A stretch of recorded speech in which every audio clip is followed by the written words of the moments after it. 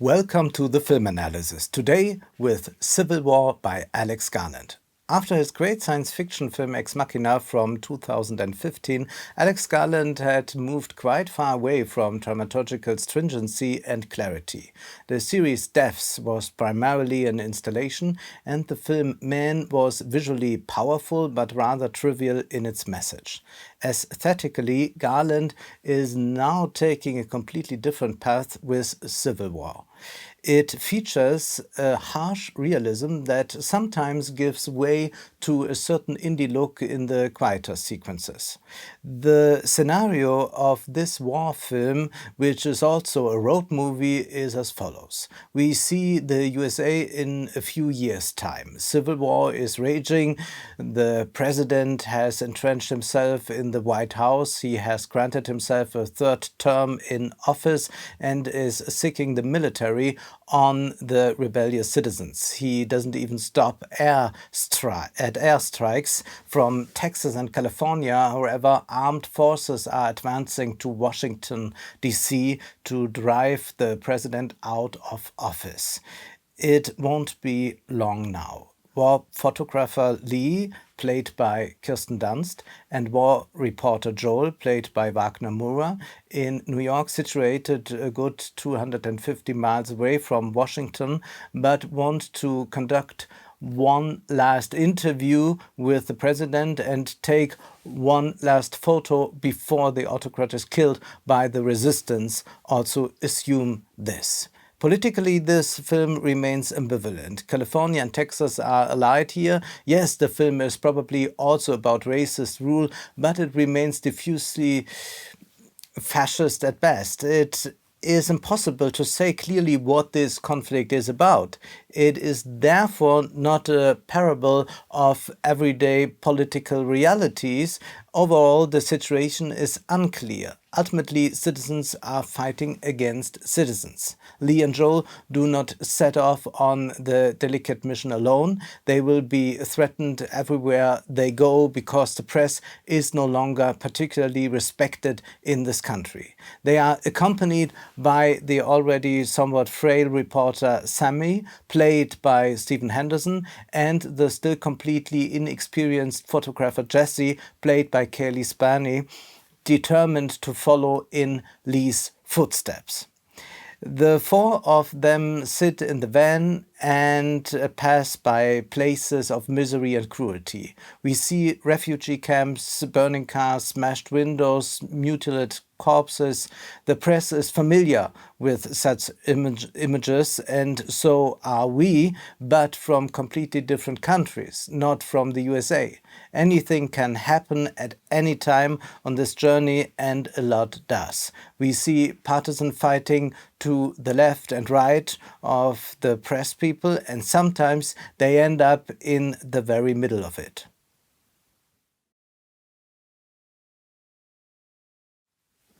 Security experts and political scientists suggest Trump to be re-elected and then transform democracy into a dictatorship, a circumstance lending the film a certain poignancy. Nevertheless, Civil War does not interfere in this constellation. The message would be too simple. The most you could say is, watch out so that there is no civil war. That's the right message, but to make a film out of it, it would be rather trivial. It's also not about the visually stunning dystopia that gives us a bit of horror, as we were recently able to experience with the Netflix movie Leave the World Behind. So what is this film about? First, let's assume that this film is set in one of the usual Civil War countries where Lee and her colleagues have often been. What would be the difference? In principle, you could create the same film if you swapped the landscapes a bit, but we could then distance ourselves more easily from what we have seen. That would also be easier for the photographers in the film. People die everywhere and all people are the same, and yet we often hierarchize the victims. The images of suffering to which we have become accustomed, however, suddenly become completely different images when they take place on our doorstep in the West. The depictions move closer to us. Old questions about responsibility and the ethics of the gaze about voyeurism arise again. This is not a road movie about four upright journalists. Alex Garland does not glorify the role of journalists, insofar as he makes it clear that, in addition to their professional ethos, they also have fewer noble motives. Let's call them a thirst for adventure and fame. He doesn't show us that this is particularly reprehensible, but it is a very cool view of things. And then we see a completely different attitude to that of the journalists who look at things from a distance but bring pictures with them and want to broadcast them. We also see a different attitude from those who are fighting on one side or the other. There are also those keeping their distance. For example, there is a stopover. The group meets a shop assistant in a boutique and she is asked what she thinks of the situation. And she says, "We are staying out of it."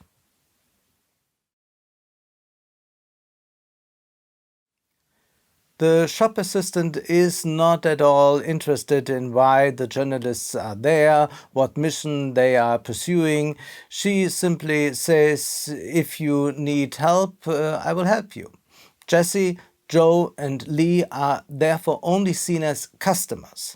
And that is an advantage of the liberal idea, which implies depoliticization. It reduces one to consumer and customer.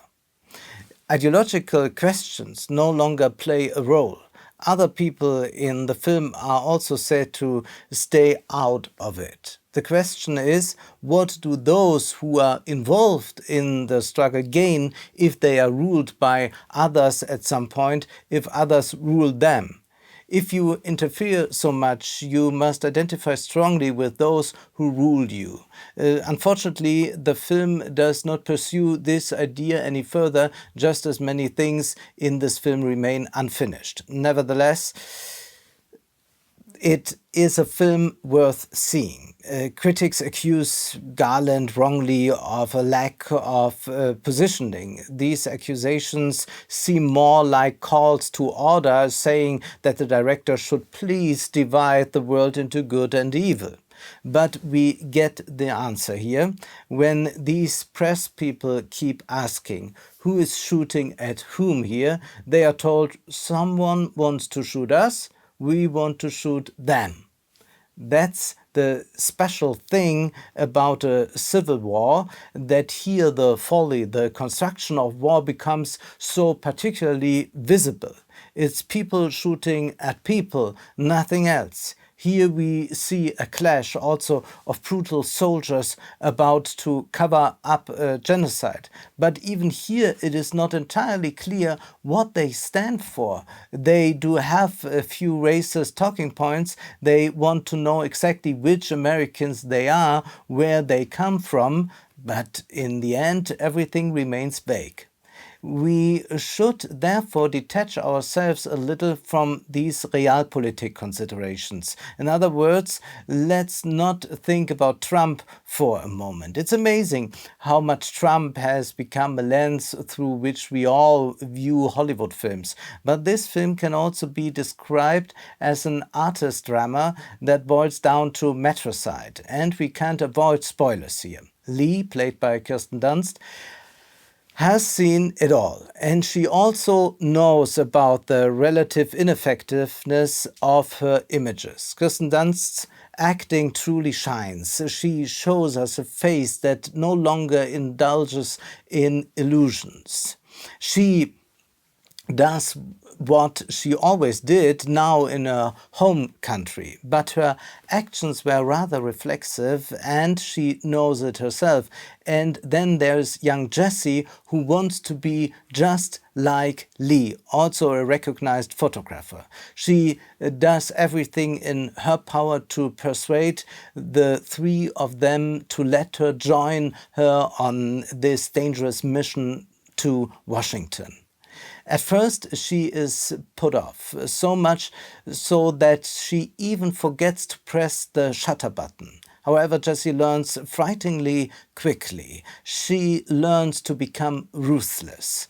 Moving on from this artist drama, the film is first and foremost a philosophy of photography, specifically war photography. Let's look at individual scenes and realize once again what the actual premise of the film is. Soon this president will no longer exist. That's why you want one last photo, one last interview. Susan Sontag comes to mind. She wrote in her famous essays on photography, namely how photography holds on to the status quo. Susan Sontag writes, although the camera is an observation station, the act of photographing is more than passive observing.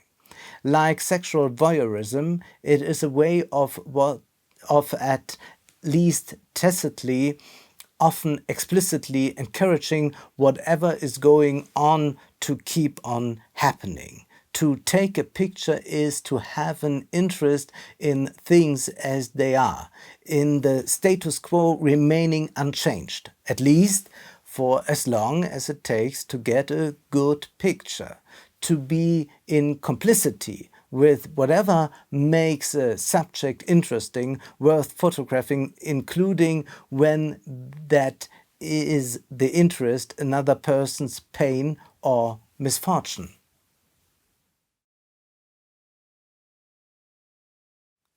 Garland's pictures sum up even more drastically what Susan Sontag writes when the four of them stop at a petrol station and see that two men have been hanged there. They are still gasping. They are not yet dead. Lee asks one tormentor to stand in front of these two men so that she can photograph the three of them together.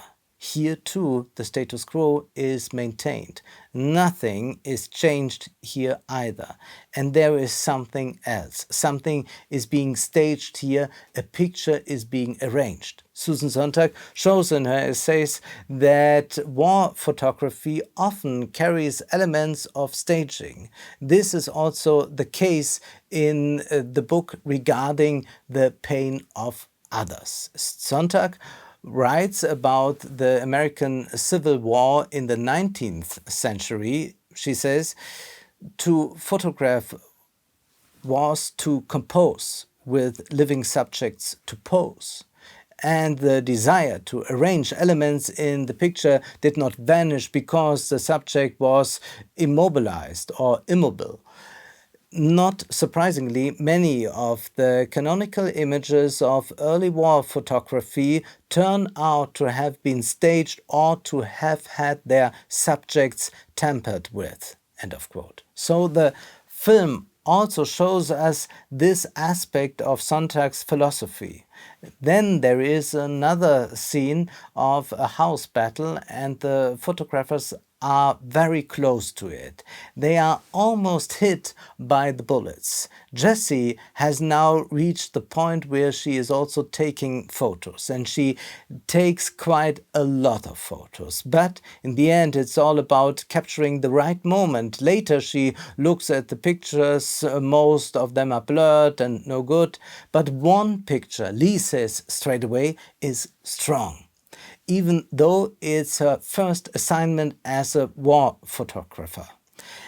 And we also learn this from Susan Sontag, who writes, photography is the only major art in which professional training and years of experience do not confer an insuperable advantage over the untrained and inexperienced. This for many reasons, among them the large role that chance or luck plays in the taking of pictures and the bias toward the spontaneous, the rough, the imperfect. End of quote.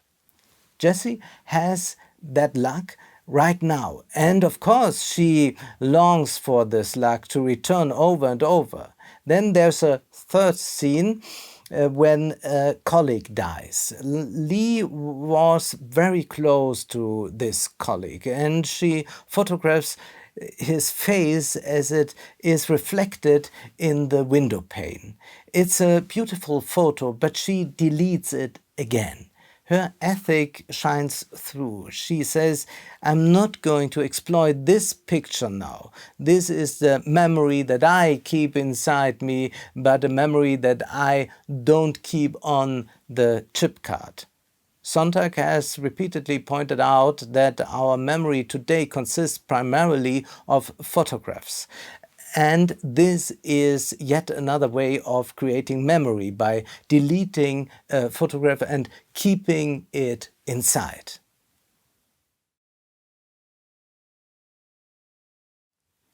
Then there is a fourth scene, a longer sequence in the White House, where the journalist chases through the corridors with this troop storming in. We witness what many theorists have described, Paul Virilio as well as Susan Sontag, how one shoots a photo or shoots someone. Alex Garland shows us in a clear manner how closely the two are intertwined. And then there is the fifth scene, the absolute spoiler now, when Lee is shot. She's shot because she stands protectively, because she's afraid for Jessie. But Jessie is lying there, Lee is standing over her, and Jessie can take the perfect photo of Lee of her death.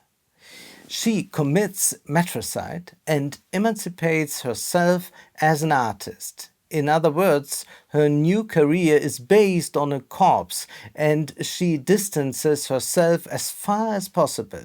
She sees everything only as an image. She becomes cold and numb.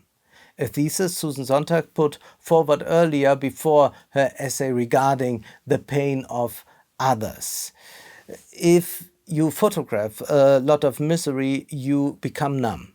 This thesis is taken up again here, and ultimately the question is, what is Jessie's actual intention? But the intention doesn't matter, because the picture can work in one way or another, just as every picture. War photography is often about images whose context charges them. Susan Sontag writes at one point, the photographer's intentions do not determine the meaning of a photograph, which will have its own career blown by the whims and loyalties of the diverse communities that have use for it.